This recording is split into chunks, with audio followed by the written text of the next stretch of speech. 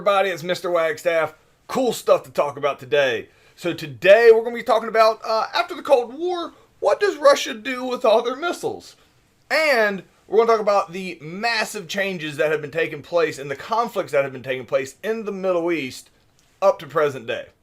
Alright, let's get started. So, as we talked about all last unit, the Cold War was a pivotal focus in the entire 20th century, or at least after World War II. A big part of the Cold War is the fact that the United States and Russia both had ridiculous amounts of missiles that they would point at each other and threaten to blow each other up.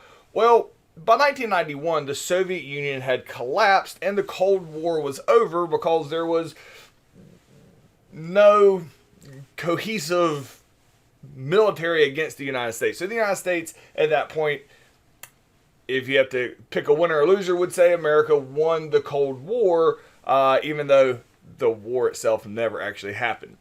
The issue becomes, all of those nukes and those intercontinental ballistic missiles that Russia had, what happened to those?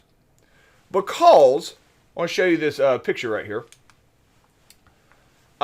These are the amount of countries trying to develop nuclear weapons over time. And you can see from the time, the United States gets it first here, is the darker red here at the bottom, as it increases, it ends up getting up to what is present day 9 countries, and then one still attempting to get it as of present day, and that's Iran. It's a whole nother story. Anyway, so there's not a lot of countries that have nuclear weapons, all right? There are tons of countries that would like to have them, but not a lot that have them. And you're like, oh, okay, interesting little tidbit, all right? Not only that, let's look at these 9 countries that have nukes, including the United States and Russia. These are the countries that have nuclear weapons. What's interesting about this is America and Russia have a lot more than anybody else due to the Cold War. Alright? So, Russia, this is as of 2020, 6,375. That's actually, they've gotten rid of 125. America has come down 385 to 5,800. Keep in mind, a handful of these could pretty much ruin the world. Way more than you need. What's interesting and what you need to understand here, the whole reason that we're talking about this today, is just because you have nukes, it's not like you build it and it's a Lego set and you've built a Lego set and you can just go put it on a shelf and be like, well, there's my Lego set. A lot of science goes into nuclear weapons. It's not like a bomb or a bullet that can just sit there and then when an impact it'll set it off. In traditional weapons. It is an entire science project that takes place inside it with very, very important things. I'm really showing my lack of science ability here. I don't know if I should say reactions that take place inside it, or nuclear weapons can't accidentally go off. Anyway, there's a lot of maintenance that has to be done to nuclear weapons all the time. All right, in order to keep them from either not working or accidentally going off. And you're like, Mr. Wagstaff, you just said nukes can't accidentally go off. That is true, but just like a nuclear power station, if they're not actively maintained, they can meltdowns, all these horrific things that can happen with leaking out, destroying soil, water. Maybe they could go off. Again, I've never made a nuclear weapon, but it is not the same type of a explosion like gunpowder would be. So it takes a ton of money to keep these nuclear missiles that you've had for a long time up and running. Here's what's interesting. If you notice, I'm going to hop back here real quick. Russia has more than the United States, which is only relevant for this next stat that I'm getting ready to show you, on the amount of money that gets spent every year to maintain them. So where it says total military spending, that is in millions of dollars. The United States has to spend $687 million a year to maintain our nuclear missiles. Since Russia has more nuclear missiles than the United States, they would need to spend more money to maintain them the same way. They spend less than 1/10 of what America spends to maintain their nuclear weapons because they don't have the money. It costs so much money because nuclear missiles are not just sitting on the back of a truck somewhere. There's entire silos, there's employees, there's all types of things that have to constantly be updated. Computer systems, make sure somebody doesn't hack in. Talking about the colonial pipeline hack. Don't want that to happen to a nuclear missile. So you have to spend tons of money to keep them safe and secure and functional. We know, America knows, that Russia not only is not spending enough money to keep them safe, they can't. They don't have the money to do so. They also don't want to get rid of them and destroy them because that would make them look weak. It's also really difficult to get rid of nuclear weapons because of the enriched uranium. Science. It's hard to get rid of them. You can't just throw it in the dumpster. All right. So America is terrified that Russia. Now, America has gone to Russia and say, hey, Russia, tell you what we'll do. We will buy your nukes from you. America has offered to buy them. We're not going to, we're not going to pay for them to upkeep. We actually do. A lot of that money that Russia gets to maintain their weapons, America actually gives a lot of it present day to Russia to help them maintain their nukes. And you're like, why in the world would America do that for Russia? Well, because we try to take them off their hands. Like, hey, Russia, we know that's really expensive. Give them to us, and we'll take care of them. Obviously, Russia, they may have lost the Cold War, still not super buddy-buddy with America. And it's like, no, we got this. They won't work with us at all on the nuclear missile situation. Our biggest fear is that Russia will realize these missiles are too expensive to maintain and start selling them to other people. Our absolute horrifying concern would be if Russia sells a nuclear missile to a terrorist group. And in that situation, it would be just a cataclysmic, worldwide, awful situation. So there is a current concern over what do we do with all of these nuclear weapons that Russia has that are not being maintained, and knowing that they cannot effectively maintain them, and something has to happen with this. So one of the things that America is doing to prevent Russia from selling it to anybody else, we actually give Russia money. They don't even say thank you when we give it to them. That's earmarked. Say, hey, here's some money. Please use it to make sure your nukes don't do weird stuff. And that you don't get in a panic situation where you try to sell them to terrorist groups. We will buy them if you will sell them to us. And Russia's like, nah. So it's a unique situation that we have right now, Russia and all of their nuclear missiles, on what's going to happen to them after the proliferation throughout the 20th century during the Cold War. So the question here is, explain why Russia's inability to support their own nuclear arsenal is concerning to America, and what interventions has America tried to do to remedy this, to prevent the absolute worst case scenario, which is what we just got done talking about. All right, so pause me, answer that completely, and we're moving on.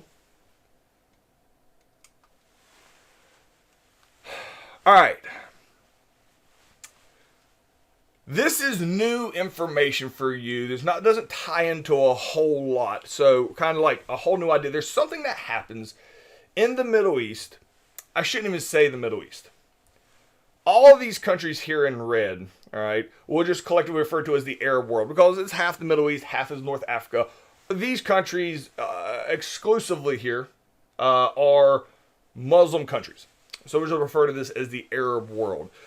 This is actually pretty much what the old Ottoman Empire used to be before they broke up into individual countries. And it's a little fun fact I want to touch on here in a second as well. So these countries are generally run, even though when we talk about them, I'm going to say they have a president, they're pretty much dictatorships.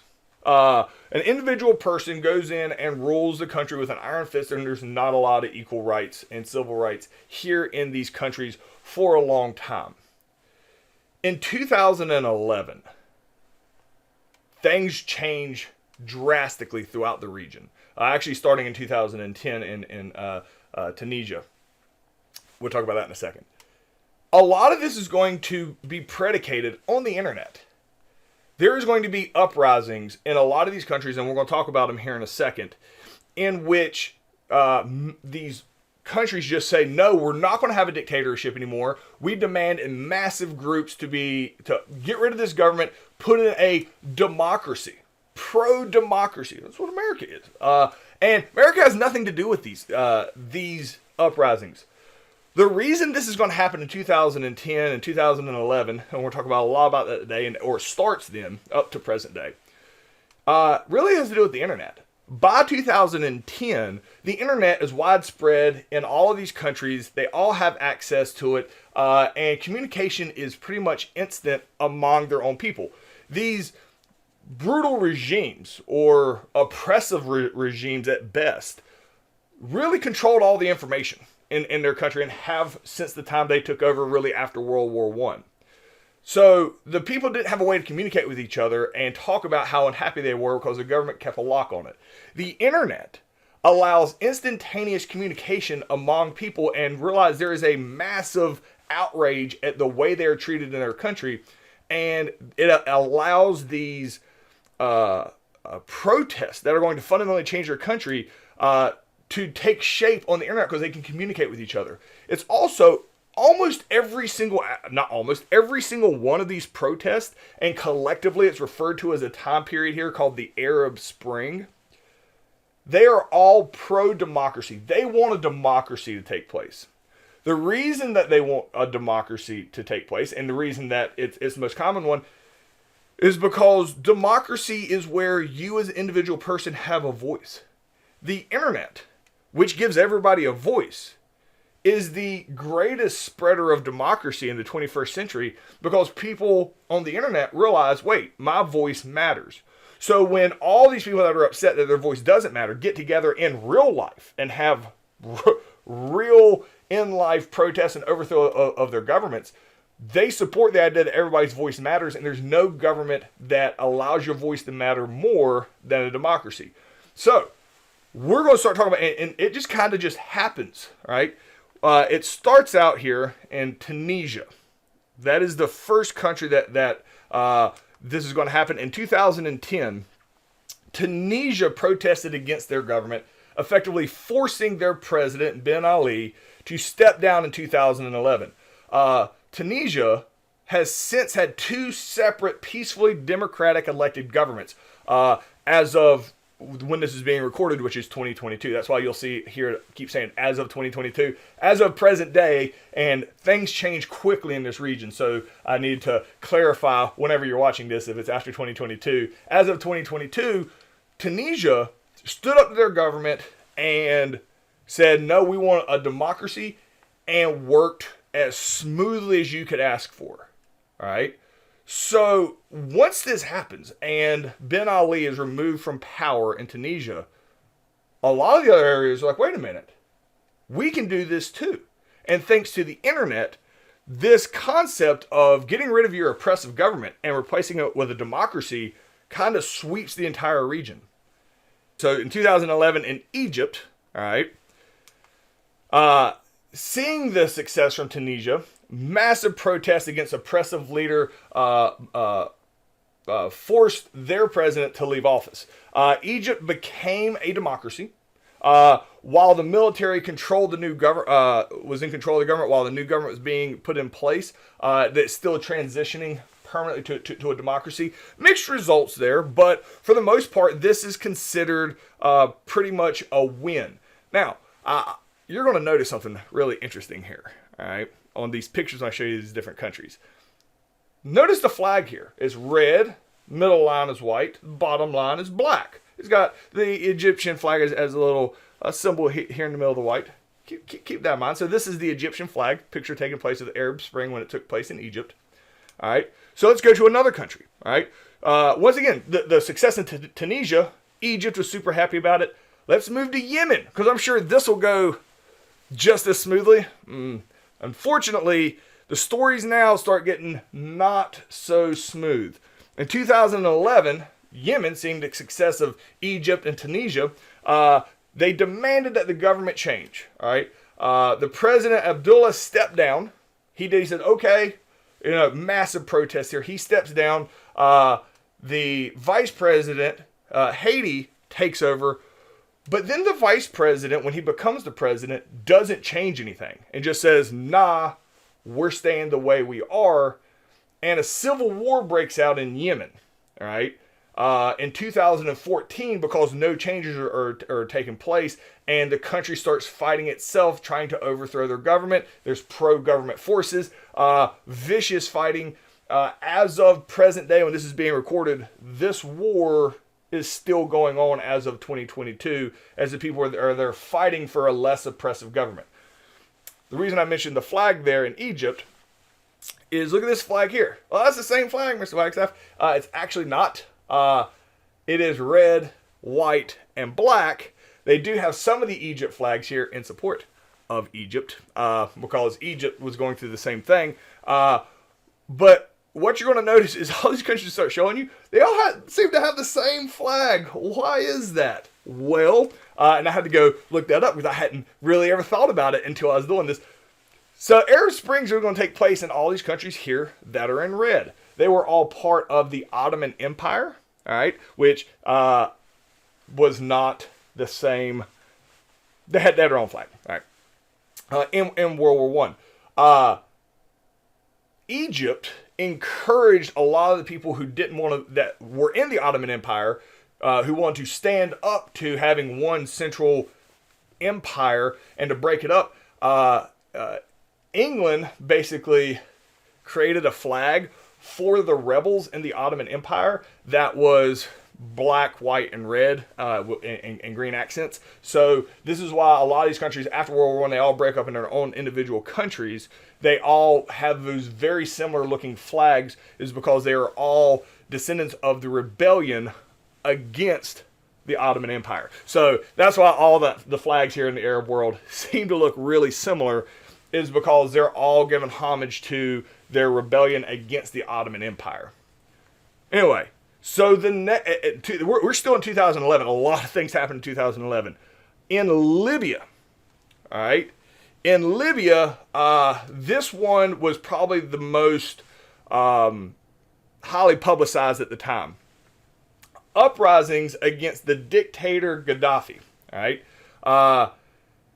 He's a jerk. He's probably the worst guy involved here, and he obviously wasn't going to step down. He's a dictator. So there is very quickly went from a peaceful protest to armed revolt, in which Gaddafi is captured, and the people that capture him, vigilantes, execute him, all right, and kill Gaddafi and throw out his government. And it looks like, hooray, it's going to be like Tunisia and it's going to be a democracy. Because it was a dictatorship, there was no talk of a democracy prior to this. So they need to create like a temporary government, which is the Transitional National Council in Libya, while they figured out how they want to make their democracy. They couldn't figure that out. A majority of people couldn't agree on what they wanted their government to be like. So in 2014, civil war breaks out in Libya, where people are fighting each other, trying to figure out what type of government they want. As of the recording of this in 2022, Libya is still at a civil war as well. So Yemen and Libya still at a civil war, present day.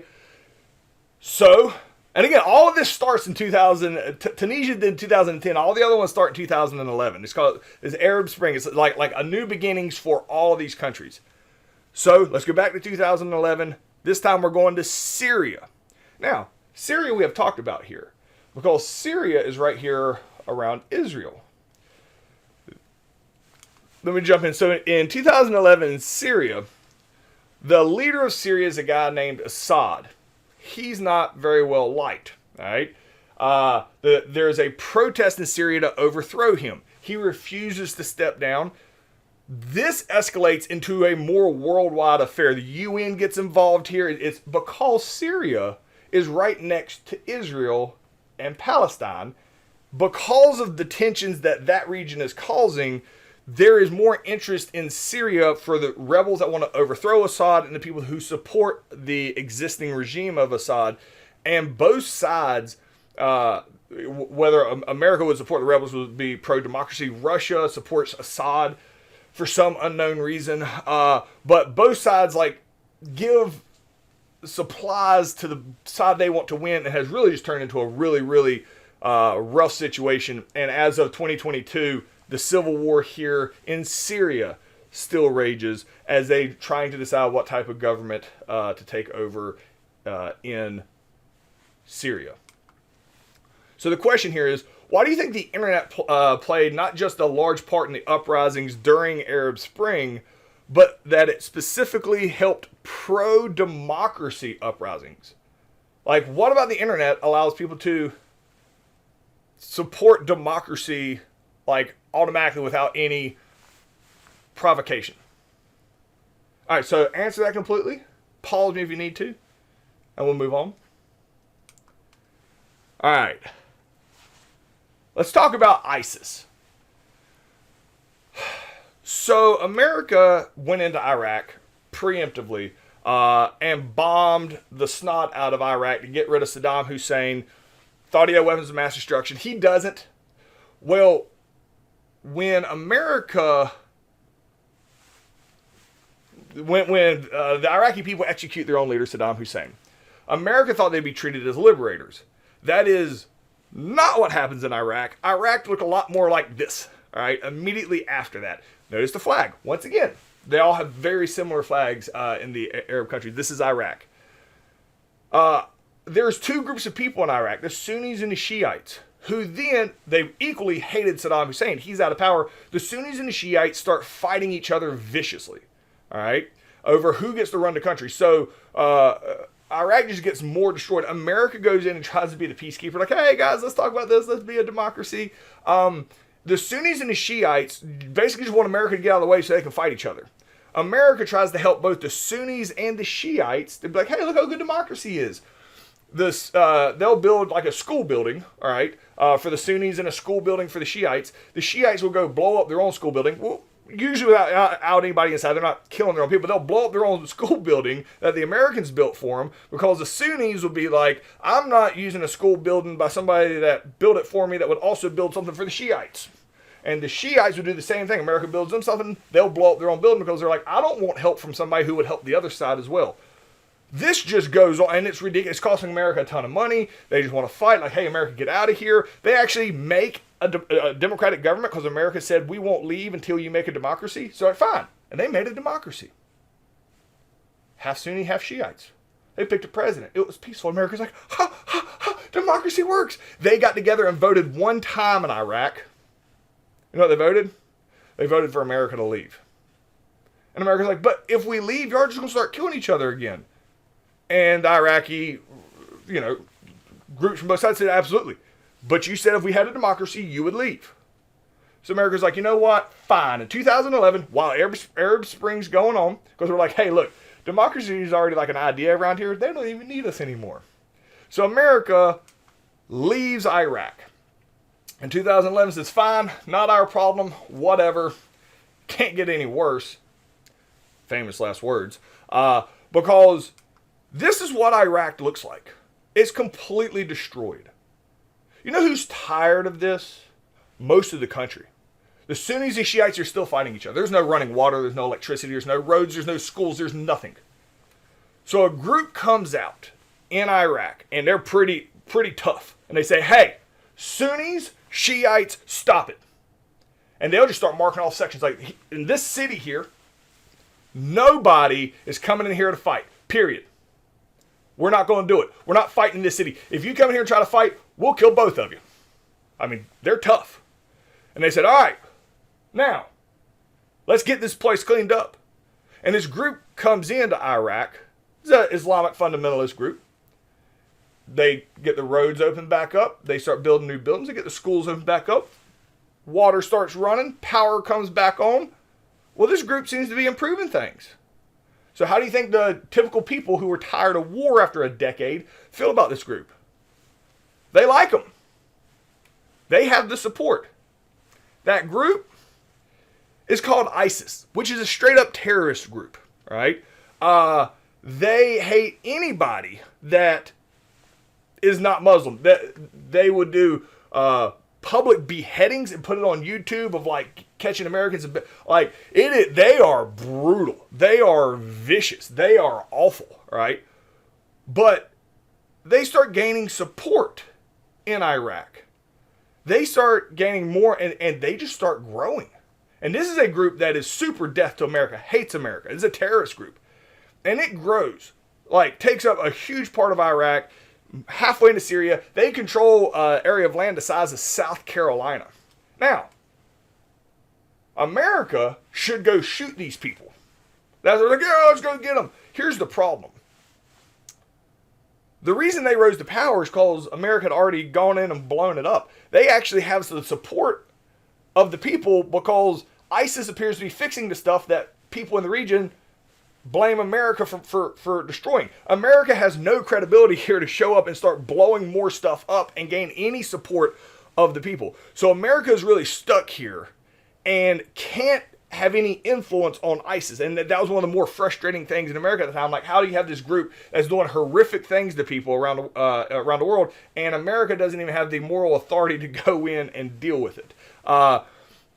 Luckily, over time, and Barack Obama famously referred to them as the JV team, didn't think they were legit, and then they took over a huge piece of land and had a huge influence, really concerned the world for quite a while, for a few years. But because they're so extreme, and they're pretty much, I mean, by our standards, they're psychos, like the crazy stuff that they would do. Once the waters got turned back on and the power got turned back on and everybody got back to a relatively normal life in these regions, then they started realizing, dude, these guys are crazy. And once life got back to normal, the people in this area slowly started turning against ISIS and like, nah, man, I'm not cool with this. And so gradually, without American intervention, now, anybody wanted to fight against ISIS, America was more than happy to give them guns and weapons, anything like that. But without direct boots on the ground intervention on a large scale against ISIS, ISIS did, by really 2019, stop really holding any major areas. And they're pretty much underground, just like the KKK. You know, it's a hate group. They still exist, but they don't actually have any like governmental control. But ISIS really came out in large part because of America's situation with Iraq.